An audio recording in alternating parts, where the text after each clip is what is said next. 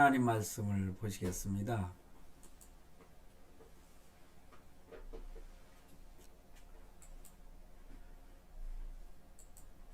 하나님 말씀은 요한계시록 4장 1절에서 11절 말씀을 보도록 하겠습니다. 요한계시록입니다. 4장 1절입니다. 2일 후에 내가 보니 하늘에 열린 문이 있는데 내가 들은 바 처음에 내게 말하던 나팔소리 같은 그 음성이 이르되 이리로 올라오라. 이후에 마땅히 일어날 일들을 내가 네게 보이리라 하시더라. 2절입니다. 내가 곧 성령에 감동되었더니 보라, 하늘의 보호자를 베풀었고 그 보호자 위에 앉으신 이가 있는데, 그 다음 성경 구절은 그 하늘 보호자 앞에서 일어나는 그러한 그 모습인데, 그 말씀은 다음에 제가 설교하도록 하겠습니다. 앉으신 이의 모양이 벽옥과 홍보석 같고 또 무지개가 있어 보호자에 둘렀는데 그 모양이 녹보석 같더라. 이런 식으로 11절 말씀까지 쭉 나옵니다. 근데 오늘은 1절과 2절을 중심으로 해서 말씀을 전하고자 하기 때문에 1절, 2절만 여러분들에게 제가 봉독해 드렸습니다. 자, 그래서 오늘 본문 말씀을 중심해서 제목을 하늘의 보좌를 바라본 사도 요한이다, 이렇게 제목을 잡았습니다. 사실 하늘의 보좌는 천국을 가르쳐 말하지요. 그래서 이 사도 요한이 하늘의 보좌를 바라본 것은 천국의 모습, 천국의 광경을 바라보게 된 것입니다. 이렇게 하늘의 보좌를 사도 요한이 바라보았습니다. 오늘 말씀 1절에 2일 후에 내가 보니, 2일 후에라고 하는 것은 그동안 여러분들에게 말씀을 드린 그 1장에서부터 3장까지의 내용인데, 특별히 아시아 7교회에 대해서 제가 지난번까지 설교를 마무리했는데, 그 일 후에 내가 다시 이제 사도 요한이 이렇게 하늘에 열린 문을 바라보게 됐고, 처음에 내게 말하던 나팔소리 같은 그 음성이 이르되 이리로 올라오라 그랬죠. 천국에 올라가게 된 겁니다. 그러면서 이후에 마땅히 일어날 일들을 내가 네게 보이리라. 사실 4장 말씀부터 마지막 부분 쭉 보면은요, 이 땅 위에 마지막 때에 일어날 사건들, 그러한 일들에 대해서 조목조목 하나님의 또 심판에 대해서 말씀해 주고 있는 그런 말씀인데, 그 말씀이 전개되어 나갈 때에 저와 여러분이 참 이 세상의 그 환난 속에서 어떻게 우리가 신앙생활을 할 것인가를 생각하면서 말씀의 의미를 깨닫고 그렇게 믿음으로 살아가서 승리하는 그러한 성도가 되기를 바라는 마음으로 설교하게 될 것으로 생각을 합니다. 자, 이제 요한이 하늘의 보좌를 보게 된 것입니다. 바로 하나님이 앉으신 천국의 보좌다, 이렇게 말씀을 드리겠습니다.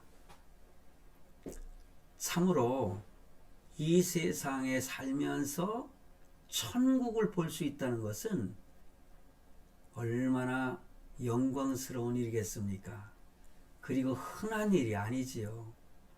요즘에 간증하는 사람들이 천국에 다녀왔다고 하면서 간증하는 내용들 보면은 정말 천국을 이렇게 성경에 보면은 아주 실질적으로 디테일하게 설명해 놓은 것이 없기 때문에 뭐 이런 말 저런 말 해도 아 그런가 저런가 하면서 그냥 들을 수밖에 없지만은 어떤 면에서는 비성경적인 그러한 내용들을 이야기하면서 성도들을 이렇게 유혹하고 미혹하고 넘어지게 하는 그러한 일들을 많이 보게 됩니다. 그런데 오늘 제가 말씀을 드리고 싶은 말씀은 바로 사도 요한이 천국을 본 내용, 그 내용이 쭉 나와 있거든요. 자, 천국을 볼 수 있는 것은 흔한 일이 아닌데 성경에 보면은 몇몇 사람들이 성경의 인물들 가운데서 천국을 본 사람들, 하늘의 보호자를 바라본 그러한 사람들이 있음을 발견하게 됩니다. 특히 그 중에 소개하자면은 이사야입니다. 이사야는 사명을 받을 때에 하나님께서 높은 보좌에 앉으신 것을 바라보게 됩니다. 그래서 이사야 6장 1절로 3절 말씀에 보면은 우시야 왕이 죽던 해에 내가 본즉 주께서 높이 들린 보좌에 앉으셨는데 이렇게 고백을 합니다. 이사야가 본즉 주님께서 높이 들린 보좌에 앉으셨는데 그의 옷자락은 성전에 가득하였고 스랍들이 모시고 섰는데 각기 6날개가 있어 그 둘로는 자기의 얼굴을 가리었고 그 둘로는 자기의 발을 가리었고 그 둘로는 날며 서로 불러 이르되 거룩하다 거룩하다 거룩하다 만군의 여호와여 그의 영광이 온 땅에 충만하도다 하더라. 이렇게 이사야 6장에서 그 하늘 보호자를 보고 그 보좌 앞에 있는 그 내용들에 대해서 간증이나 마찬가지죠. 이렇게 간증을 하고 있는 것입니다. 이 말씀 하나하나를 뭐 설명하자면은 설교 한 편을 따로 해야 되기 때문에 이렇게 간단하게 거기서는 이렇게 하나님 보호자를 향해서 거룩하다 거룩하다 거룩하다 만군의 여호와여 그의 영광이 온 땅에 충만하도다 이렇게 거룩한 하나님을 찬양하는 모습만을 제가 소개를 합니다. 뿐만 아니라 다니엘 여러분 잘 아시죠? 이 다니엘도 왕좌 위에 앉으신 하나님을 보았다고 또한 그는 고백을 합니다. 다니엘서 7장 9절 10절 말씀을 보면은 내가 보니 왕자가 놓이고 옛적부터 항상 계시니가 그러니까 옛적부터 항상 계셨던 분이 하나님이시잖아요. 하나님이 이 세상을 창조하시기 이전에 존재하셨고 그리고 지금도 존재하시고 영원토록 존재하시는 바로 옛적부터 항상 계시니가 좌정하셨는데 여러분 좌정이라는 거 아시죠? 이렇게 앉아있다. 왕좌에 앉아있는 모습을 좌정하셨다. 그렇게 표현하는 겁니다. 그의 옷은 희기가 눈 같고 그의 머리털은 깨끗한 양의 털 같고 이걸 보면은 요한계시록에 나타난 예수 그리스도의 모습을 우리가 연상할 수 있지 않습니까? 그의 보좌는 불꽃이요 그의 바퀴는 타오르는 불이며 불이 강처럼 흘러 그의 앞에서 나오며 그를 섬기는 자는 천천히요 그 앞에서 모셔 선 자는 만만이며 심판을 베푸는데 책들이 펴놓있더라. 자 여기 보면은 하나님을 섬기는 자가 천천히요 만만이다. 뭐 어떤 설교자들은 천천이라고 하는 것은 천을 둘로 곱하면은 그 인원이라는 거죠. 만만이면 만 곱하기 만 곱하기 이렇게 가지고 그 인원 숫자를 말하는데 저는 그렇게 설명하지 않습니다. 천천히요 만만이라고 하는 것은 우리가 셀 수 없을 만큼 수많은 사람들이 바로 하나님 앞에서 하나님을 찬양하고 섬기는 것이다. 그런데 여기서는 그런 많은 사람들을 어떻게 해요? 심판을 베푼다 이거예요. 이제 하나님의 예수님께서 이제 심판의 주로 강림하실 때, 다시 이 땅에 오실 때에 백보자 위에서, 예, 하얀 백보자 위에서 모든 인류, 그러니까 하나님이 창조하셨던, 태초에 창조하셨던 아담과 하와 이후에 이 세상에 태어나 살다가 죽었던 모든 사람들, 그리스도 안에 있는 자나 그리스도 밖에 있는 자나 모든 사람들, 지금 전 세계 인구가 뭐 한 70억 정도 된다고 하는데, 정확하게 몇 억이 될지 몇십억이 될지 몇백억이 될지 정확하게는 우리가 알 수는 없지만, 이렇게 천천히요 만만이라고는 많은 사람들이 심판을 베푸는데 책들이 펴놓였더라. 이 다니엘서도요 예언서잖아요. 그러니 요한계시록과 이렇게 견주어서 그 해석을 하게 됩니다. 그러니까는 책들에 펴져 있는 내용에 따라서 생명책에 기록된 사람들은 영원한 천국으로, 생명책에 기록되지 아니한 사람들은 영원한 지옥으로 떨어져 영원토록 고통 속에서 살게 된다. 이런 내용이 다니엘서에서도 나오고 사실 요한계시록에서도 이게 나오게 됩니다.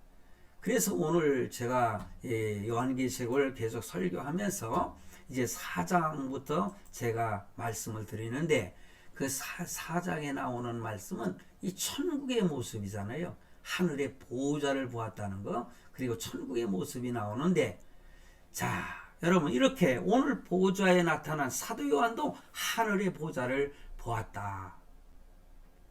그리고 올라오라는 음성을 듣고 그가 올라가서 천국을 보게 되는 거 아니겠습니까? 이리 오라 하는 음성을 듣고 성령에 감동되어 하나님께서 하늘에 베푼 모든 영광의 보좌에 앉은 것을 그가 바라보게 된 것입니다.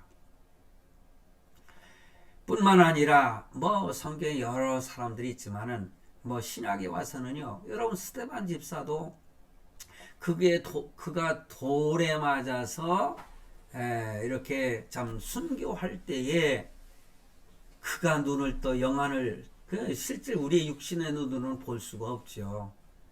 다른 사람들은 바라볼 수 없는데 스데반 집사만 그 하늘의 보좌에서 예수님께서 다급하시니까 벌떡 일어나신 그 모습을 보지 않습니까? 그러면서 주여 내 영혼을 부탁하나이다. 그리고 저들의 죄를 저들에게 넘기지 마옵소서. 우리 예수님께서 하신 기도를 스데반 집사도 그렇게 하고 이 세상을 떠났지 않습니까? 뿐만 아니라 우리가 잘 아는 사도 바울도 한순간 죽었던 때가 있었지 않습니까? 지난번 제가 설교할 때 항상 스데반 집사의 그 죽음의 모습 증인이 되었던 그가 항상 회개하는 마음으로 살면서 그가 잠시 죽었었을 때에 하늘을 본 것이 아닌가. 그리고 그가 고백하기를 나는 3층 천에까지 다녀왔다. 그렇게 표현하지 않았습니까? 이렇게 천국을 볼 수 있다는 것은 참으로 흔한 일이 아니지만은 너무나 놀라운 사건이 아닐 수가 없는 그런 일들 아니겠습니까? 성도 여러분, 지난 한 주간은요, 제가 몹시 참 슬펐던 한 주였습니다. 우리 아들내미 때문에 마음도 아프고 한 것이 있었지만은 그런 슬픔이 아니라 정말 가슴이 애이는 듯한 그런 슬픔의 기간을 보냈습니다. 지난주 3월 3일 오전에 누님이 소천을 하셨습니다. 세상을 떠나신 거예요. 제가 소천이라고 표현한 것은 의미가 있습니다. 소천, 하늘나라를 가셨다. 참 가신 것을 생각하면은 마음이 슬프고 아프고 저려왔습니다. 그러나 한편으로는 하나님께 또한 감사의 마음을 갖게 되었습니다. 왜냐하면 우리 누님께서 85세에 세상을 떠나신 거거든요. 만으로 하면 뭐 84세 되셨겠지만은, 그런데 예수를 믿으시고 세상을 떠나셨기 때문에 한편으로 제가 감사했다, 그런 말씀이에요. 그러니 예수 믿고 세상을 떠났으니 하나님 품에 가셨지 않겠습니까? 저는 그걸 확신합니다. 제가 3월 3일 오전 8시 15분에 제가 전화를 받았습니다. 우리 큰 조카가, 누님의 큰 아들이, 그 조카가 저에게 전화를 했습니다. 전화를 해가지고, 그래서 삼촌, 어머니가 가셨습니다. 떠나셨습니다. 그러더라고요. 그때 한순간 제가 마음이 덜컹하는 마음이 들었지만은, 가셨구나. 이제 가셨구나. 그러면서 한순간 저는 그런 생각을 했어요. 연상을 했어요. 예수님께서 그 천국에 계신 하나님이 계신 그곳을 우리 누님께서 바라보고 계시지 않겠나. 한순간에 천국에 이르렀지 않겠어요? 그 천국을 바라보면서 내 동생 병진이가 그렇게 말하던 천국이 분명히 있었구나. 그러면서 감탄하면서 하나님 감사합니다. 그리고 내 동생한테도 감사하구나. 뭐 그런 표현을 하고 있지 않았을까. 과거에 제 큰 형님이 사실 교통사고로 세상을 떠났을 때에, 그때 제가 목사 안수를 받았던 그날 밤에 형님이 교통사고로 포항에서 세상을 떠나셨을 때에 저는 그런 생각을 했었어요. 그리고 그런 설교를 한 적이 있었습니다. 그 형님이 순간 죽어서 천국과 지옥을 보면서 천국이 있었는데 내 동생이 그렇게 예수 믿고 천국 가라고 그랬는데 나는 왜 예수를 믿지 못했을까. 그러면서 후에 막심하실 그 형님, 큰 형님이었거든요. 근데 지금 누님보다는 바로 밑동생이기 때문에, 지금 누님보다는, 돌아가신 형 누님보다는 조금 나이가 3살 어렸지만 일찍이 그렇게 교통사고로 48살에 세상을 떠났거든요. 그때에도 제가 이런 연상을 했었습니다. 그리고 나서 저희 모친께서 세상을 떠나셨을 때에 비슷한 연상을 하면서 기도했던 것이 지금도 생각이 납니다. 자, 여러분, 제가 이런 연상을 하게 된 근거가 어디 있겠습니까? 천국이 분명히 실제한다는 것, 그리고 지옥이 분명히 실제한다는 것, 이것을 저는 확신을 갖고 있기 때문에 이런 말씀을 드리는 것입니다. 그런데요, 더 드리고 싶은 말씀은요, 누님은 내가 처음 예수 믿을 때에 엄청 핍박을 하셨던 분이거든요. 교회 가는 것을 굉장히 싫어하고, 저희 모친과 짝짝꿍이 돼가지고 얼마나 저를 교회에 못 가게 그렇게 괴롭히고 그러면서 참 싫어하셨어요. 뭐 이런 간증을 하면 여러분들 어떻게 생각하는지 모르겠지만, 저희 누님께서는 그때에 저희 그 누님의 큰딸이 어렸을 때 굉장히 아팠거든요. 그러니까는 정말 2, 3개월에 한 번씩 굿을 하고 그러던 때였거든요. 그런데 얼마나 저에게 괴롭히면서 말씀하셨는지 아십니까? 니놈이 예수 믿고 교회 나가니까 우리 딸아이가 이렇게 더 아픈 거라고 무당이 그러더라고 말이야. 그러니 너 당장 예수 믿지 말라고. 이렇게까지 하셨던 분이 사실 우리 누님이셨거든요. 제가 초등학교, 그 당시는 국민학교 6학년 때 예수를 믿기 시작을 했거든요. 그러니 예수 믿은 지 몇 개월 되지도 않아서 그런 핍박을 겪었던 것을 지금도 생각하면은 참 한편으로는 웃음도 납니다. 왜냐?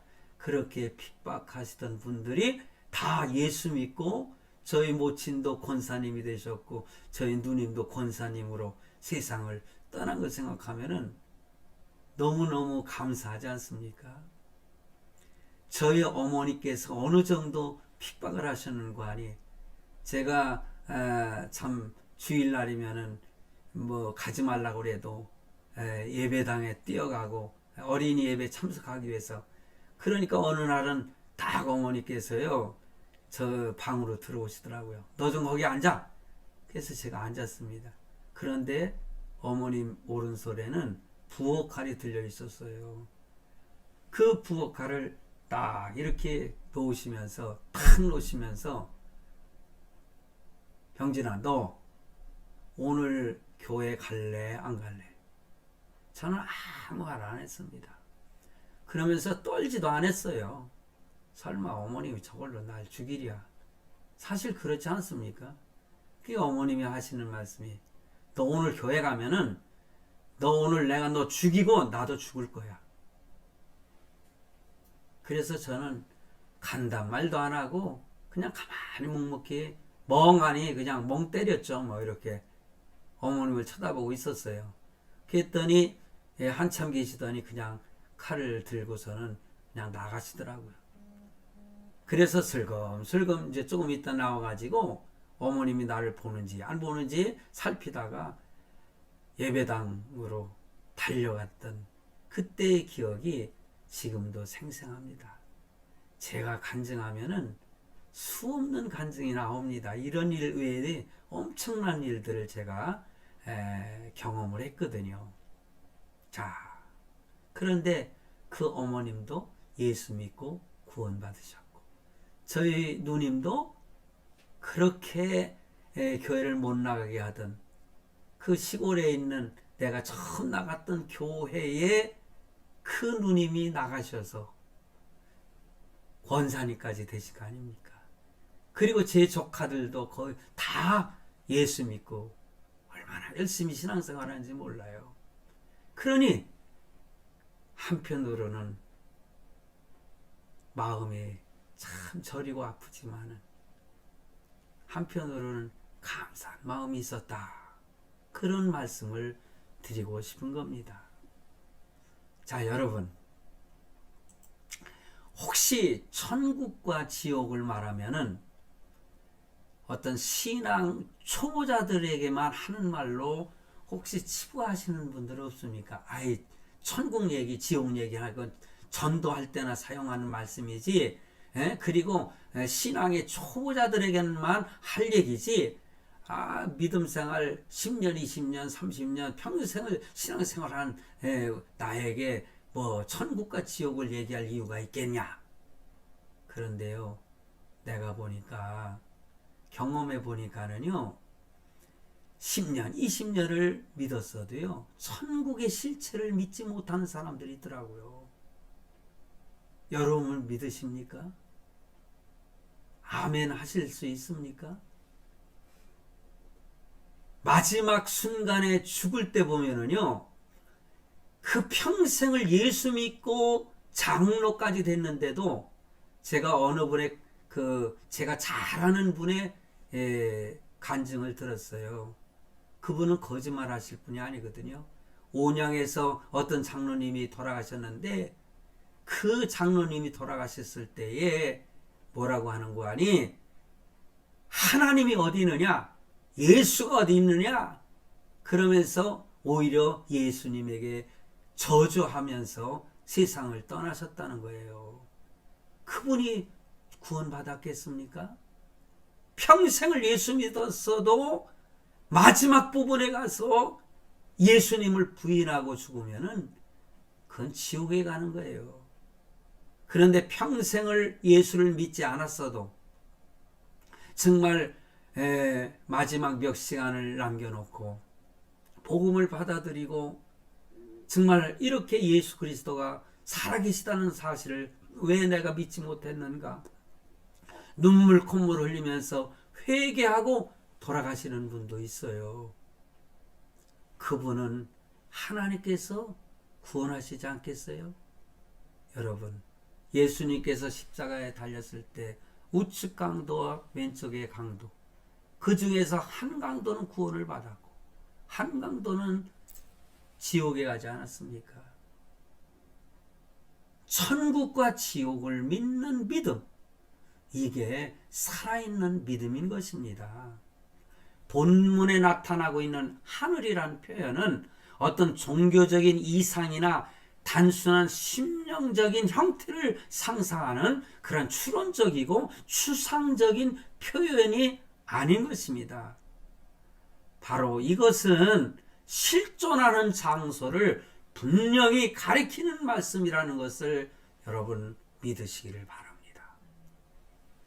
천국은 실제하는 것입니다. 예수님께서도 죽은 나사로의 비유를 들어서 천국과 지옥에 대해서 아주 상세하게 말씀하고 있지 않습니까? 이 말씀은 여러분이 너무나 잘 알기 때문에 성경 구절을 하나하나 제가 설명은 드리지 않겠습니다. 바로 천국과 지옥에 대한 실제에 대한 것을 예수님께서 사실에 관한 말씀을 이해하러 말씀하시는 그런 내용이 바로 부자와 나사로의 얘기입니다. 여러분, 바로 이 부자는 지옥에 갔지만은 나사로는 천국에 갔지 않았습니까? 자, 오늘 본문에 나타나고 있는 보좌입니다. 바로 이 보좌는 예수님이 초림하시기 전에 계셨던 보좌예요. 부활 승천하셔서 올라가시고 앉아 계시는 곳이 바로 이 보좌입니다. 분명히 확실하게 그 보좌에 앉으셨다가 스테바니가 하늘을 우러러볼 때에 벌떡 일어나시는 모습, 그 보좌에 승천하셔서 앉아 계시는 거 아니겠습니까? 하나님 아버지가 영존하시는 곳이 바로 이 보좌입니다. 그래서 이사야 66장 1절에 보면은 여호와께서 이와 같이 말씀하시되 하늘은 나의 보좌요 땅은 나의 발판이니 너희가 나를 위하여 무슨 집을 지으랴 내가 안식할 처소가 어디랴. 사실 우리가 무슨 예배당을 크게 져놓고 거기에 바로 보좌가 되어서 그곳에 하나님께서 앉아 계시는 것으로 너무 상상하지 마세요. 사실 성막에 있어서 옛날 성전은 뭐 성전과 지성소가 있어서 그 성막에 대한 그 내용 속에서 하나님의 임재하시는 곳이라고 분명히 말씀하고 있지만은 오늘날 우리에게 말씀하시는 이 말씀, 무슨 하나님께서 계실 집을 어찌 지을 수가 있습니까? 이 우주만큼 우주보다도 더 크신 분인데 그만큼 큰 예배당을 지어야 될 거 아니겠어요? 그러니 오늘 세계에서 제일 큰 교회다, 건물 가지고 자랑하고 아름답게 꾸몄다고 자랑하고 천만의 말씀이에요. 한두 사람이 정말 조그마한 오막살 위에 모여 앉아서 하나님을 찬양하고 예배하는 장소가 바로 하나님의 집인 것입니다. 우리는 그 사실에 대해서 오해해서는 안 됩니다. 그리고 이 보좌는요, 이 천국은 구원받은 성도들이 영원토록 거할 곳이라는 것을 여러분 기억하시기 바랍니다. 천국입니다. 하늘 보좌. 그래서 요한계시록 21장 22절로 27절에 보면은 제가 이것은 읽어드리며 설명을 합니다. 22절, 성 안에서 내가 성전을 보지 못하였으니, 하늘 성전, 하늘에서 말하는 거예요. 하늘, 영원한 하늘성, 천국성을 말하는 거 아니겠어요? 거기는 성전이 없어. 왜냐? 여기에 보니까는 이는 주 하나님 곧 전능하신 이와 및 어린 양이 그 성전이라는 거예요. 하나님, 예수 그리스도 어린 양, 그분이 성전이기 때문에 어떤 건물이나 이거 지을 필요가 없는 것이죠. 그 성은 해나, 그러니까는 하늘나라를 말하는 겁니다. 이 그 성은 해나 달의 비침이 쓸데없으니 이는 하나님의 영광이 비치고 어린 양이 그 등불이 되심이라. 해가 필요 없고 달이 쓸데없다는 거예요. 만국이 그 빛 가운데로 다니고 땅의 왕들이 자기 영광을 가지고 그리로 들어가리라. 낮의 성문들을 도무지 닫지 아니하리니 거기에는 밤이 없음이로라. 밤이 없다고 그랬어요. 사람들이 만국의 영광과 존귀를 가지고 그리로 들어가겠고 무엇이든지 속된 것이나 가증한 일 또는 거짓말하는 자는 결코 그리로 들어가지 못하되 오직 어린 양의 생명책에 기록된 자들만 들어가리라. 아멘. 할렐루야. 아멘. 내가 처음 서두에서 이런 표현을 조금 했지 않습니까? 속된 것이나 가증한 일 또는 거짓말하는 자 결코 들어가지 못한다고 그랬잖아요. 생명책에 기록되지 아니한 자들은 그 성, 영원한 하늘나라 그 성에 들어가서 시온성과 같은 교회라고 했지만은 그 성 들어가지 못한다. 그것이 바로 성도들의 본향이기 때문에 그렇습니다. 요한복음 14장 1절로 3절, 너희는 마음에 근심하지 말라. 하나님을 믿으니 또 나를 믿으라. 내 아버지 집에 거할 곳이 많도다. 그렇지 않으면 너에게 일렀으리라. 내가 너희를 위하여 처소를 예비하러 가노니 가서 너희를 위하여 거처를 예비하면 내가 다시 와서 너희를 내게로 영접하여 나 있는 곳에 너희도 있게 하리라. 예수님이 참 천국에 가실 것을 말씀하실 때에 제자들이 불안에 떨었지 않습니까? 그들을 안심시키기 위해서 예수님께서 말씀하신 거예요. 너희는 마음에 근심하지 말라. 나를 믿으라는 거예요. 내가 너희가 거처할 곳을 내가 다 예비하면은 다시 너희에게로 와서 너희를 나 있는 곳으로 이렇게 영접하겠다 말씀하신 겁니다. 나는 이 영접이라는 표현이 너무나 감사해요. 우리를 데려가신다는 표현이라 우리를 영접하신다는 거예요. 얼마나 영광스러운 단어입니까? 그러므로 인생은 나그네인 것입니다. 본향을 그리면서 사는 인생이 바로 우리들이 아니겠습니까? 나그네. 이 땅은 우리의 영원히 살 곳이 아니기 때문에 그렇습니다. 우리의 영원한 고향.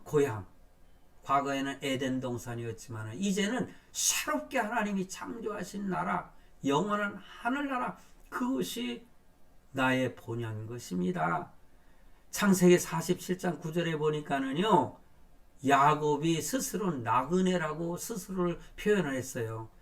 요셉이 자기 아버지 야곱을 인도하여 바로 앞에 서게 하니 야곱이 바로에게 축복하며 바로가 야곱에게 묻되 내 나이가 얼마냐? 사람들 관심이 되게 그렇잖아요. 내 나이가 몇이냐? 왕이 있잖아요. 그 바로 왕이, 이집트의 왕이 야곱에게 물으니까 야곱이 바로에게 이르되 내 나그네 길의 세월이 130년이 그냥 130년이다. 이게 130살 됐을 때에 바로 앞에 섰던 거예요. 그런데도 내 나이가 얼마 못 된다고 그랬어요. 그 나이인데도 우리 조상의 나그네 길에 연주에 미치지 못하나 험악한 세월을 보내었나이다 하고, 그렇죠. 야곱이 얼마나 험악한 세상을 살았습니까? 그걸 나그네 삶이라고 해요. 나그네는요, 떠돌이 삶이잖아요. 그러니 평안할 수가 있겠습니까? 우리 예수 믿는 성도들, 이 땅 위에서 평안한 삶이 별로 없잖아요. 야곱이 바로에게 축복하고 그 앞에서 나오니라 그랬어요. 그렇다면은 나그네 삶은 어떻게 살아야 될 것인가? 베드로전서 1장 16절로 17절에 보니까는 나그네는 이렇게 살라는 거예요. 기록되었으되 내가 거룩하니 너희도 거룩할지어다 하셨느니라. 외모로 보시지 않고 각 사람의 행위대로 심판하시는 이를 너희가 아버지라 부른즉 너희가 나그네로 있을 때를 두려움으로 지내라. 지금 나그네로 있을 때, 이 땅 위에 생명을 가지고 육신의 생명을 가지고 살아갈 때에 두려움으로 살라는 거예요. 뭐 어떤 참 불교적인 그런 시적 표현, 뭐 구름처럼 물처럼 그렇게 살라고 했죠.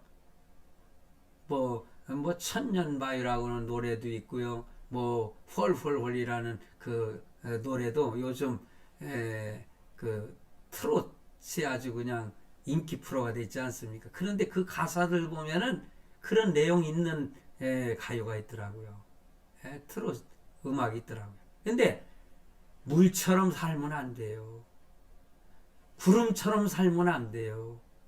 바람처럼 살면 안 돼요. 그럭저럭 살아가는 거, 그거 하나님이 원하시는 것이 아닙니다. 우리 예수 믿는 성도들은요, 천국과 지옥이 있다는 사실을 알고 하나님 앞에 두려움으로 살아야 돼요.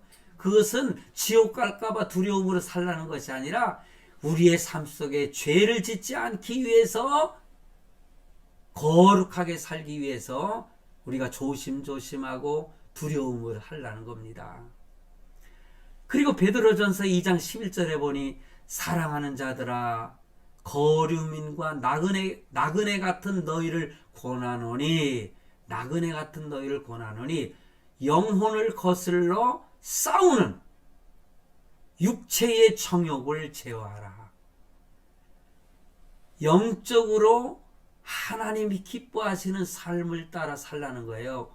우리의 육신은요, 욕심이 가득하거든요. 욕심이 잉태한 즉 죄를 낳고, 죄가 장성한 즉 사망. 근데 그 사망은 어떤 사망이냐? 육신의 사망도 되겠지만은 영원한 사망이에요. 영혼이 지옥에 가는 사망이에요. 오늘 우리 그 사모님께서 기도할 때 둘째 사망 얘기하더라고요. 제가 사실 요번에 누님 소천하셨을 때 우리 그 조카들 그 자녀들 다 모아놓고 설교하다가 둘째 사망에 대해서 잠깐 설명을 했었거든요. 우리 누님은 이제는 한 번 죽으셨지만은 이제는 두 번째 죽음으로 가지 않는다. 이제는 부활하면은 영원한 천국으로 가신다. 함께. 그러면서 세상 예수 믿지 않고 죽은 사람은 육신의 죽음과 그 다음에 영원한 죽음, 둘째 사망이 있거든요. 여기서 말하는 사망, 제가 말하는 죄가 잉태한 즉 사망을 하고, 사망이 장성한 즉 뭐예요? 죄가 장성한 즉 사망을 낳느니라. 그 사망은 바로 이 둘째 사망을 말하는 것입니다. 그렇습니다. 우리는 얼마나 감사한지 몰라요. 죽음 앞에 서면은 그런 것이 상상이 되면서 참 감사한 거는요, 우리 전요셉 전도사가, 사실 저희 누님은 이제 큰 고모거든요. 큰 고모가 세상을 떠나셨는데 이 친구가 큰 고모를 참 좋아했어요. 그래서 다행히 그 발인하는 날 퇴원할 수 있다는 의사의 그 말을 들었거든요. 그러니까는 발인하는 날 갈 수는 없으니까는, 왜 퇴원하는 수속 절차가 있으니까. 그러니까는 그 하루 전날 퇴원하겠다고 담당 의사한테 얘기를 해가지고 전날 퇴원을 했어요. 그래가지고 그날 저녁에 가가지고 밤을 새우고 발인과 더불어 천안에 있는 장지까지 갔다가 돌아왔는데 참 고모를 참 따르고 좋아했었는데 내가 더 고맙더라고요. 그래서 40일 동안 사실 고통 속에 살았던 이 친구가 죽음을 맛봐서 그런지 그 고모의 그 죽음이 그렇게 마음에 아팠는가 봐요. 그래서 꼭 참석하고 싶다고 그래서 얼마나 감사한지 참석을 했습니다. 자, 제가 이 말씀 드리고자 하는 것은 아니고 성도 여러분, 우리는요 이 나그네 길을 다 간 후에는 이제는 영원한 천국에서 영원무궁토록 저와 여러분이 함께 살지 않겠습니까? 기대하시고 또 소망을 가지시고 오늘도 이 믿음을 가지고 승리하며 살아가시는 저와 여러분이 되기를 간절히 바랍니다. 아멘.